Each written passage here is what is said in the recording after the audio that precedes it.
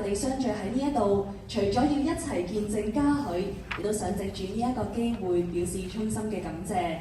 多謝所有支持高高高運作、贊助包青網服務嘅企業同埋伙伴單位，多謝每一位陪伴高高高成長嘅用戶，多謝你哋嘅支持。